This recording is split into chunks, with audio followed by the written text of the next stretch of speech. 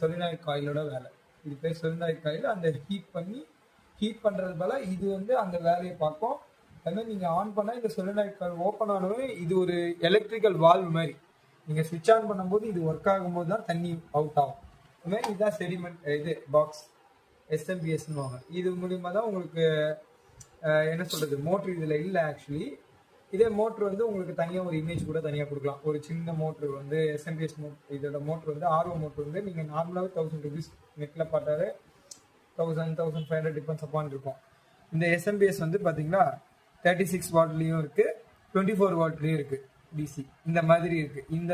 இது வந்து என்ன ஆகுனா இதுக்கு பவர் கொடுக்கும், மோட்டார்ஸ்க்கு பவர் கொடுக்கும், வேற எதுவும் இல்லை. இப்போ ROவில் மெயின் என்னன்னா, மெயினாக வலியுறுத்துறவங்க இந்த 4 பேர் தான். அதாவது எப்படின்னா இப்போ வந்து